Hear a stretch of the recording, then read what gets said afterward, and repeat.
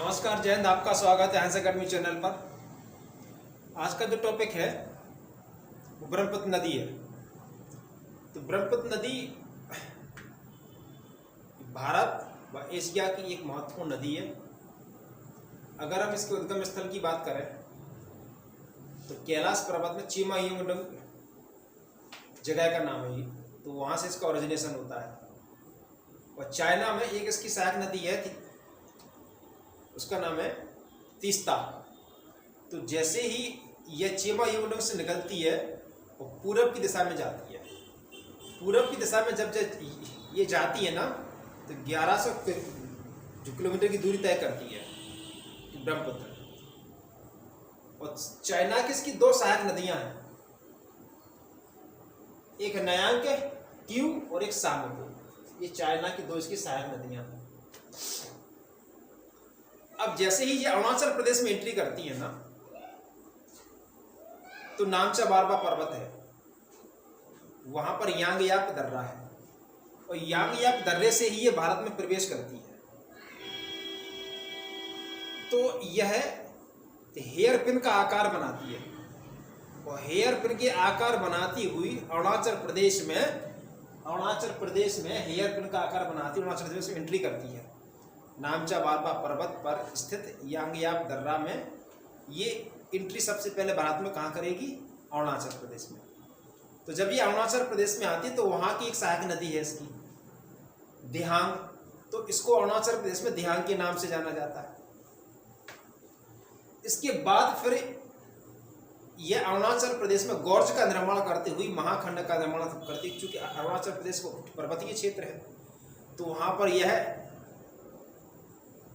किसका गौर्ज का निर्माण कर रही है। और गौर्ज का निर्माण करती हुई जब यह आसाम में आती है ना तो यह आसाम में इसका प्रवाह कैसा मंद हो जाता है, क्योंकि वो समतल क्या प्लेन है। तो आसाम में जब वो आती है तो पासी घाट मिलेगा, ये पासी घाट, ये आज आसाम में पासी घाट। और पासी घाट में क्या कर रही है? माजुली द्वीप का निर्माण कर रही है। पासी घाट में माजुली द्वीप का निर्माण। और माजुली द्वीप भारत का सबसे बड़ा नदीय तंत्र है, नदीय द्वीप है जो कि ब्रह्मपुत्र नदी से निर्मित है। पासी घाट में इसका निर्माण हो कैसे रहा कि जब ये अरुणाचल प्रदेश में आती है तो इसका प्रवाह तेज होता है और आसाम में आती है तो आसाम का जो एरिया है वो प्लेन है। तो अवसादों का क्या होता गया? निक्षेपण होता गया। परिणाम स्वरूप निक्षेपण कई वर्षों से चलता रहा और एक आइलैंड का निर्माण हो गया जिसे हम माजुली कहते हैं। तो पासी घाट में माजुली का निर्माण करती हुई आसाम में यह 750 किलोमीटर की दूरी तय करती है। और आसाम में जिले का नाम है धुबरी। धुबरी जिले से जब यह बांग्लादेश में प्रवेश करती है ना तो समकोण का आकार बनाती है। ये समकोण डिग्री का एंगल बनाती है, 90 डिग्री का एंगल बनाती है। और जब यह बांग्लादेश में प्रवेश करती है तो इसको जमुना के नाम से जाना जाता है। बांग्लादेश में इसको किस नाम से जाना जाता है? जमुना के नाम से। अब इसकी जब यह मुहाना बनाती है बंगाल की खाड़ी में, तो मुहाने के पास में बांग्लादेश का एक बंदरगाह है। कौन सा? जो कि चटगांव है।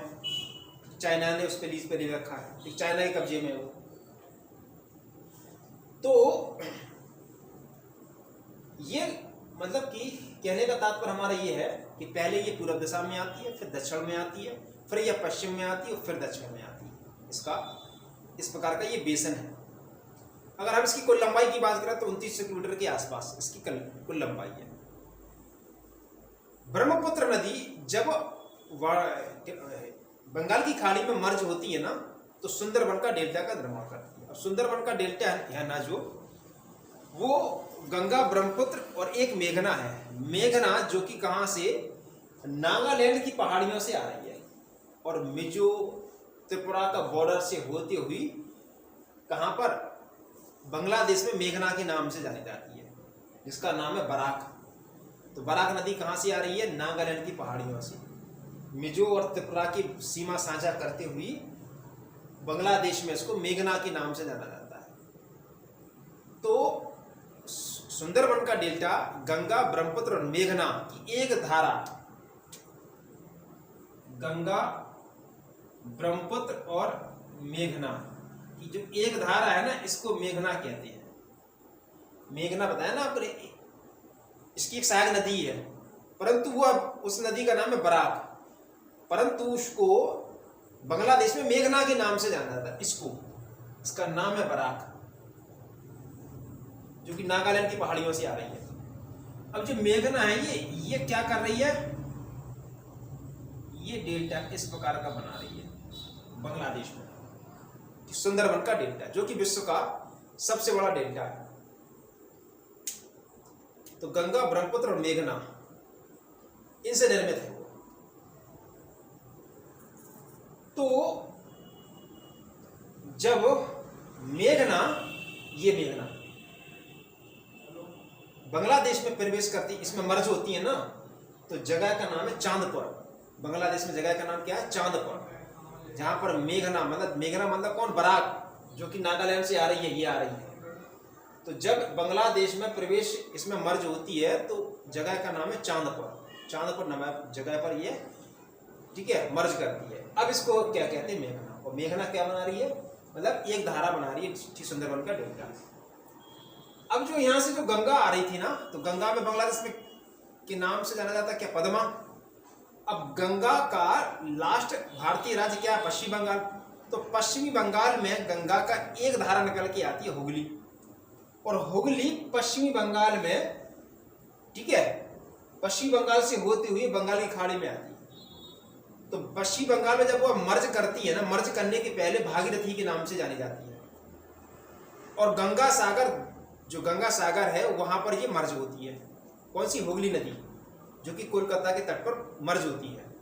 जगह का नाम है गंगा सागर। वहां पर वही एक द्वीप का निर्माण कर रही है, न्यू मूरे द्वीप। कौन सी, हुगली नदी से निर्मित है ये न्यू मूरे द्वीप। और उसके न्यू मूरे द्वीप के जस्ट बगल में ये वाला एरिया, ये डलहौजी पॉइंट है, ये न्यू मूरे द्वीप है, और ये गंगा सागर है। और गंगा सागर के पहले हुगली क्या है, भागीरथी है, उसके ऊपर पश्चिम बंगाल में हुगली है, ठीक है। तो सुंदरबन का डेल्टा का नामकरण क्यों हुआ, क्योंकि सुंदरी नाम के वृक्ष है वहां पर, इसलिए वहां का उसका नाम सुंदरबन का डेल्टा है। सुंदरबन क्या है, एक राष्ट्रीय उद्यान भी है, जो कि रॉयल बंगाल टाइगर के लिए प्रसिद्ध है।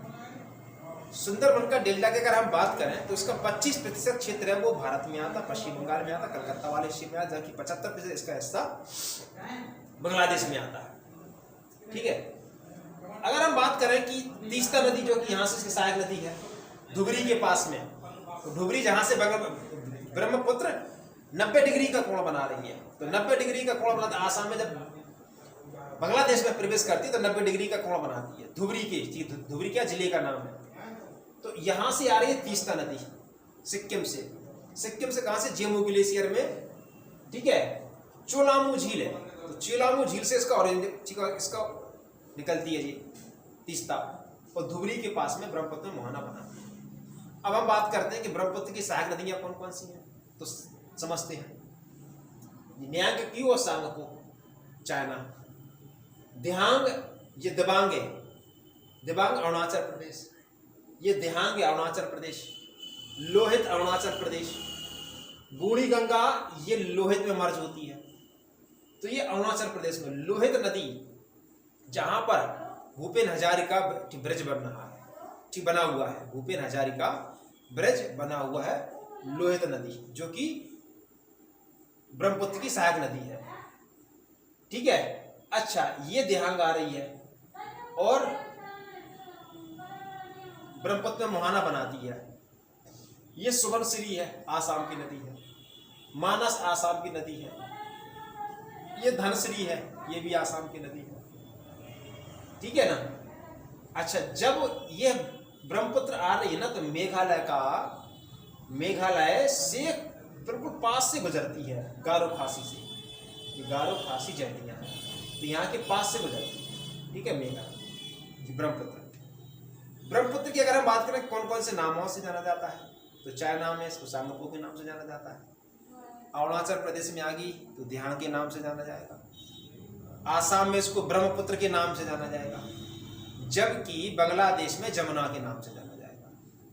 और इनकी एक धारा गंगा, ब्रह्मपुत्र और मेघना की एक धारा बंगाल की खाड़ी में सुंदरबन का डेल्टा का निर्माण करती है। ये पूरा का पूरा कॉन्सेप्ट हो गया आपका, पूरा नदी तंत्र हो गया ब्रह्मपुत्र का। ठीक है, यह एक कैसी नदी है कि सदा नीरा है, 12मासी है, वर्ष वर्ष में क्या रहता, जल रहता। ठीक है ना, तो ये सब पूरा कॉन्सेप्ट हो गया। तो यहां पर आपका जो हमारे जो नदी तंत्र था ना, जिसकी सिंधु, गंगा और ब्रह्मपुत्र, ये नदी तंत्र पूरा खत्म होता है। अगला जो टॉपिक पढ़ेंगे हम प्रायद्वीपीय जो नदियां हैं, जो कि 2 प्रकार की होती हैं, एक अरब सागर में गिरने वाली नदियां और एक बंगाल की खाड़ी में गिरने वाली नदियां। अरब सागर को हम पश्चिमी प्रवाह वाली नदियां भी कहती हैं और बंगाल की खाड़ी में गिरने जो नदियां हैं उनको हम पूर्वी प्रवाह वाली नदियां कहते हैं। तो कल उनके बारे में चर्चा करेंगे, आज के लिए इतना काफ़ी है। अगर आपको वीडियो अच्छा लगा हो तो प्लीज़ इसको लाइक करें, इसको सब्सक्राइब करें, अन्य लोगों तक इसको शेयर करें। जय हिंद, धन्यवाद।